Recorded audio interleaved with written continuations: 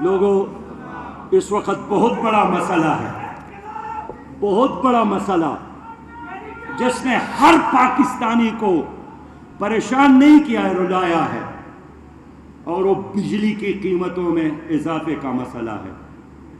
میں حیران ہوں کہ اس وقت پن بجلی سے جو بجلی بنتی ہے اس کی قیمت 6.94 روپے ہے سرکار کے کہنے کے مطابق۔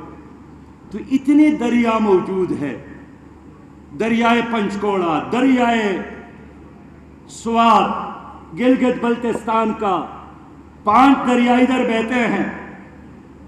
یہ اگر کسی اور ملک میں یہ دریا بہتے وہ تو دنیا میں معاشی لحاظ سے نمبر 1 بنتا، لیکن اس سب کچھ کے باوجود ہماری نااہل حکومت اور انتظامیہ باہر سے مہنگا کوئلہ اور گیس اور آئل درآمد کر کے روز آپ کے جیبوں پر ڈاکہ ڈالتی ہے۔ میں خود فائنانس منسٹر رہا ہوں، میں نے ایک دریا کا سروے کیا تھا، دریائے پنچکوڑا تھا۔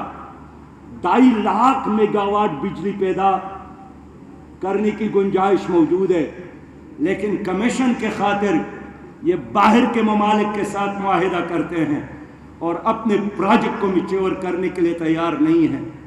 کہاں گیا وہ باشا ڈیم؟ ہر حکومت نے آ کر اس کا افتتاح کیا، لیکن یہ قیامت تک شاید مکمل نہیں ہوگا۔ آج حکومت ایک ختم ہو گئی، پی ڈی ایم 14 اگست کا دن تھا، نئے وزیر اعظم نے حلف اٹھایا اور 15 اگست کو انہوں نے پہلا ڈرون حملہ کیا کہ 20 روپیہ فی لیٹر پیٹرول میں اضافہ کیا۔ پھر مسلسل 2 بار چند دنوں میں بجلی کی قیمتوں میں اضافہ کیا۔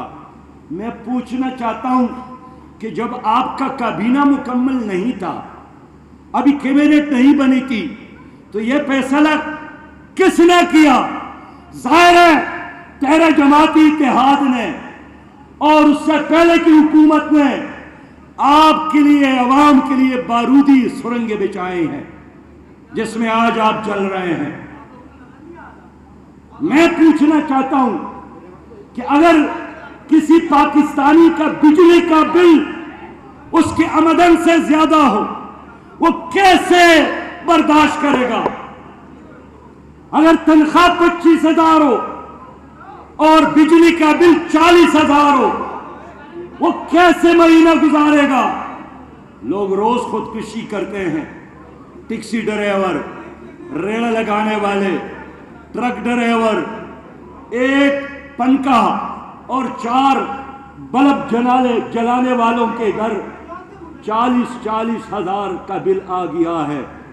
اوسان خطا ہو گئے ہیں۔ خدا کے بندو، کیا کرنا ہے؟ اور میرے معلومات کے مطابق اس میں دسمبر تک 75 روپے فی یونٹ اضافہ کرنا چاہتے ہیں۔ سن رہے کہ نہیں سن رہے ہو؟